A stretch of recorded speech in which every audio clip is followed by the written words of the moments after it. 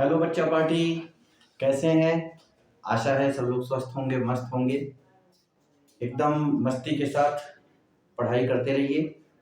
कल की जो मेरी क्लास थी, कल हमने दक्षिणी अमेरिका महाद्वीप के पर्वत एवं पठारी क्षेत्रों पर चर्चा किए थे।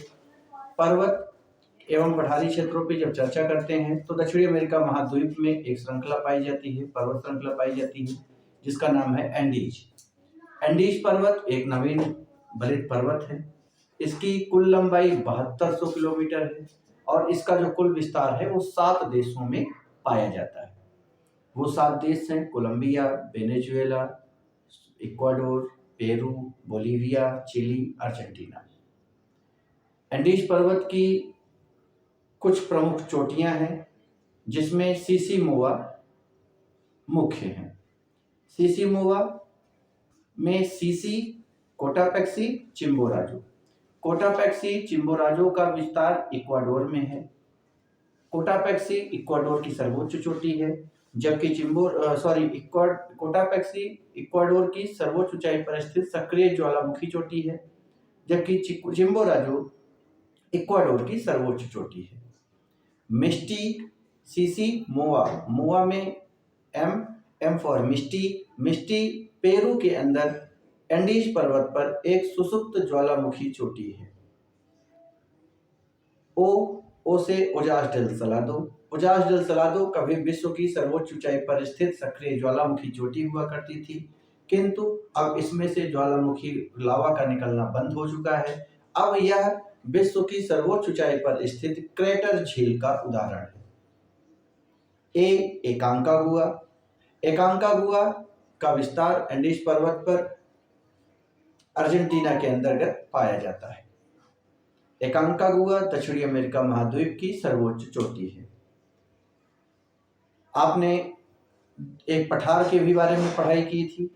वो पठार का नाम था बोलीविया का पठार। बोलीविया के पठार पर पेरू और बोलीविया की सीमा पर एक झील का विस्तार पाया जाता है। उस झील का नाम है टीटीकाका। टीटीकाका झील विश्व की सर्वोच्च ऊंचाई पर स्थित एक नौगम्य झील है। उसी के बगल में एक बोलीविया के पठार पर एक और झील है, पोपो झील। पोपो झील विशुद्ध रूप से बोलीविया की झील। विश्व की सर्वोच्च ऊंचाई पर स्थित राजधानी शहर लापाज बोलीविया के पठार पर स्थित है। आज जो हमारा नया टॉपिक है, नया टॉपिक क्या, अभी हम पर्वत एवं पठारी क्षेत्रों पर ही हैं और पर्वत और पठारी क्षेत्रों के क्रम को आगे बढ़ाते हुए आज जो मेरा टॉपिक है वह है ब्राजील की उच्च भूमि। आज जो हम पढ़ने जा रहे हैं वह है ब्राजील की उच्च भूमि। ब्राजील की उच्च भूमि।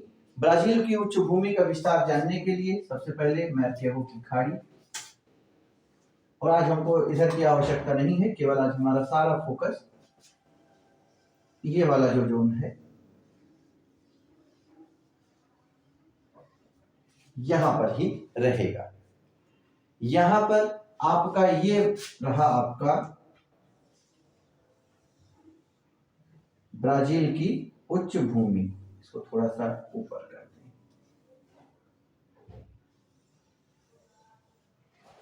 यह है आपकी ब्राजील की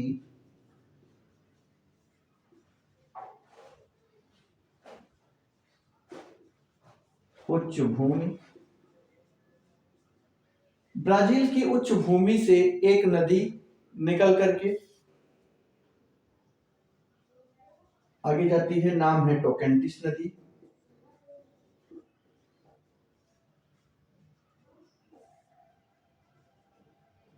एक नदी निकलती है सा फ्रांसिस्को नदी। ये उत्तर पूर्व की तरफ जाती है, ये केवल पूर्व की तरफ जाती है।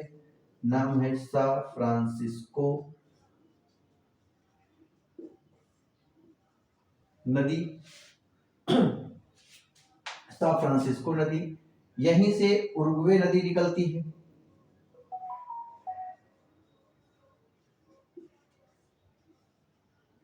यहीं से पराना नदी निकलती है।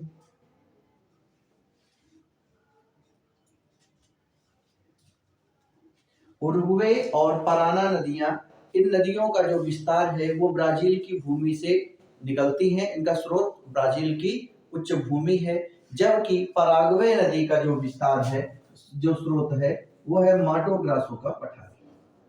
पराग्वे नदी माटो ग्रासो के पठार से निकलती है, माटो ग्रासो के पठार से निकलती है और पराना की सहायक नदी के रूप में जानी जाती है। तो ये है पराग्वे नदी, ये है पराग्वे नदी। एक उष्णकटिबंधीय कटीली झाड़ियों का मैदान पठार है, नाम है कटिंगा का पठार। कटिंगा का पठार, और कटिंगा के पठार पर एक उष्णकटिबंधीय कटीली झाड़ियां पाई जाती हैं, जिसको कटिंगास के नाम से जाना जाता है। और यहीं Venezuela, Suriname, French Guiana, Brazil Guyana के अंतर्गत एक पठार और पाया जाता है, नाम है गुयाना का पठार। गुयाना की उच्च भूमि, गुयाना की उच्च भूमि। बात करते हैं ब्राजील की उच्च भूमि की, तो यहीं पे एक मिनट के लिए और जान लेते हैं। कुछ शहर हैं, एक शहर है आपको रेसिफे, एक शहर है रेसिफे जो कि सुगर पोर्ट के नाम से जाना जाता है। रेसिफे को सुगर पोर्ट के नाम से जानते हैं, और यहाँ पे गन्ना और चीनी का उत्पादन बड़े पैमाने पर किया जाता है। दूसरा स्थान है सल्वाडोर, दूसरा स्थान है सल्वाडोर, और सल्वाडोर से हम चावल के बड़े पैमाने पर, चावल के लिए प्रसिद्ध है। सल्वाडोर चावल के लिए प्रसिद्ध है। तीसरा स्थान है रियो डी जेनेरियो, जो कि ब्राजील की पूर्व राजधानी है। रियो डी जेनेरो, और ये ब्राजील की पुरानी राजधानी है। यहीं पर एक शहर है सैंटोस,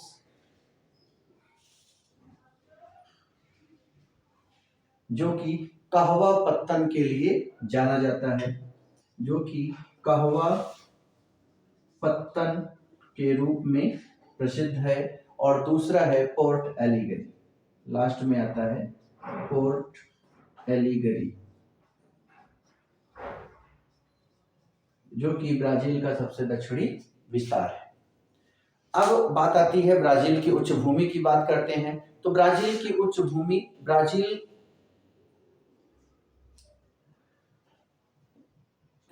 की उच्च भूमि ब्राजील में एक महाद्वीपीय पठार है। ब्राजील में, ब्राजील की उच्च भूमि एक महाद्वीपीय पठार है।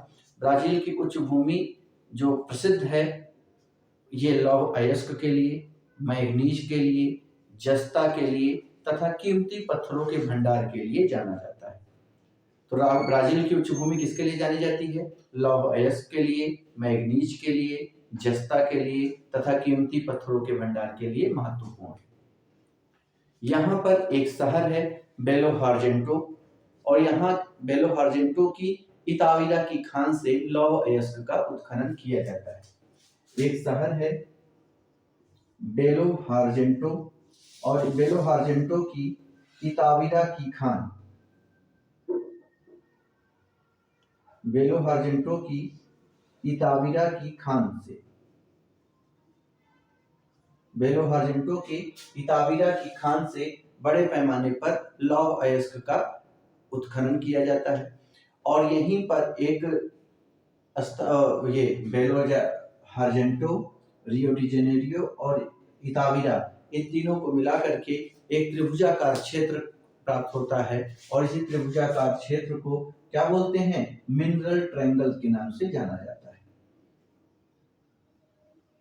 मिनरल ट्रायंगल के नाम से जाना जाता है इताविला। तो इताविला, बेलो हार्जेंटो और रियो डी जेनेरो, इन तीनों को आपस में मिलाने से एक त्रिभुजाकार आकृति मिलती है, जिसको खनिज त्रिकोण या मिनरल ट्रायंगल के नाम से जाना जाता है। ब्राजील की उच्च भूमि का विस्तार जो है ये विषुवत-रेखीय जलवायु प्रदेश में भी है और मानसूनी जलवायु प्रदेश में भी पाई जाती है। विषुवत-रेखीय जलवायु प्रदेश में और मानसूनी जलवायु प्रदेश में स्थित होने के कारण यहाँ वर्ष भर 200 से 250 सेंटीमीटर तक वर्षा होती है। साथ ही यहाँ पर ढाल प्रवण भूमि भी उपलब्ध है। वर्षा भी अधिक है, तापमान भी अच्छा है और ढाल प्रवण भूमि भी उपलब्ध है। तो यहाँ पर यही कारण है कि पूरे ब्राजील की उच्च भूमि में बड़े पैमाने पर कॉफी अथवा कहवा के बड़े बड़े बागान लगाए गए। इन कॉफी अथवा कहवा के बड़े बड़े बागानों को ब्राजील के अंदर फजेंडा के नाम से जाना जाता है। चूंकि ब्राजील की उच्च भूमि पर या पूरे ब्राजील में जो कहवा के बागान लगाए गए थे ये 8 से 10 साल पुराने हो चुके हैं, जिसके कारण अब ब्राजील में नए बागान की खेती की जा रही है, जिससे ब्राजील के उच्च भूमि पर वर्तमान समय में कहवा के उत्पादन में थोड़ी कमी आई है। लेकिन इतनी भी कमी नहीं आई है कि अब विश्व में अपने मानक को खो दे। आज भी ब्राजील विश्व में सर्वाधिक कहवा उत्पादित करने वाला देश है। ब्राजील के बाद कोलंबिया में एंडीज के ढलानों पर भी कहवा के नए बागान लगाए गए। अब बात आती है एंडीज पर्वत पर। एंडीज पर्वत में नहीं, उसकी चर्चा हो चुकी है, वही पठार पे ही रहते हैं। ब्राजील की उच्च भूमि के उत्तर की ओर एक पठार है, कटिंगा का पठार, जहां पर उष्णकटिबंधीय कटीली झाड़ियां पाई जाती हैं।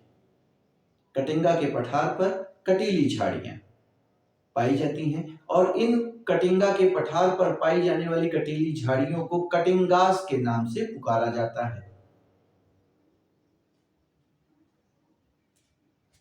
किसके नाम से पुकारा जाता है? कटिंगास के नाम से पुकारा जाता है। फिर बात आती है ब्राजील की उच्च भूमि के पश्चिम की ओर एक और पठार का विस्तार है, जिसका नाम है माटो ग्रासो का पठार। माटो ग्रासो का पठार पूरे ब्राजील के अंतर्गत ही नहीं, इस महाद्वीप में माटो ग्रासो का पठार पूरे दक्षिणी अमेरिकी महाद्वीप में मैग्नीज का सबसे बड़ा भंडारक है। तो माटो ग्रासो का पठार, मां से माटो ग्रासो और मां से मैग्नीज। तो माटो ग्रासो का पठार पूरे दक्षिणी अमेरिका महाद्वीप में मैग्नीज के भंडार के लिए जाना जाता है। फिर बात आती है कि ब्राजील की उच्च भूमि की प्रकृति कैसी है। तो ब्राजील की उच्च भूमि एक अरीय अपवाह तंत्र का उदाहरण है। अरीय अपवाह तंत्र या केंद्र त्यागी अपवाह तंत्र, वह पठार वे श्रृंखला जिससे निकलकर जल के अन्य सोर्स अलग अलग दिशाओं में प्रवाहित होते हैं, अरीय अपवाह तंत्र या केंद्र त्यागी अपवाह तंत्र कहलाते हैं। ब्राजील की उच्च भूमि से टोकेंटिस नदी निकलकर उत्तर की ओर, सान फ्रांसिस्को नदी निकल करके पूरब की ओर, उरुग्वे पराना नदियां निकल करके दक्षिण की ओर प्रवाहित होती हैं, जिससे ब्राजील की उच्च भूमि एक अरीय अपवाह तंत्र का उदाहरण है। गुयाना की उच्च भूमि की बात करते हैं तो गुयाना की उच्च भूमि का विस्तार Venezuela, Guyana, Suriname, French Guiana तथा ब्राजील में पाया जाता है। गुयाना की उच्च भूमि से एक नदी निकलती है, ओरिनिको नदी, जो कि वेनेजुएला में जाकर के अटलांटिक महासागर में मिल जाती है। ओरिनिको नदी की एक सहायक नदी है, नाम है चिउरिन या केराव नदी। चिउरिन नदी पर ही वेनेजुएला में विश्व का सबसे ऊंचा जलप्रपात एंजेल फॉल स्थित है। यहीं से एक नदी निकलती है, वेनेजुएला में जाती है। नदी का नाम है ओरिनिको नदी। और इसी की एक सहायक नदी है च्यूरिन। और इसी च्यूरिन नदी पर वेनेजुएला में एंजिल फॉल स्थित है। एंजिल फॉल स्थित है। तो ये रही आपकी दक्षिणी अमेरिका महाद्वीप के पर्वत एवं पठार, जो कि कुछ चर्चाएं कल हुई थी और कुछ चर्चा आज हुई। अब कल के लेक्चर में आप लोग पढ़ करके आइएगा। जो हम चर्चा करेंगे वो चर्चा होगी दक्षिणी अमेरिका महाद्वीप की नदियां। तो आप लोग इसको पढ़ करके आए। और आज का वीडियो आपको कैसा लगा इसको जरूर बताइएगा। और चैनल को लाइक और सब्सक्राइब और शेयर करना ना भूलिए। इसी के साथ गुड नाइट, थैंक यू।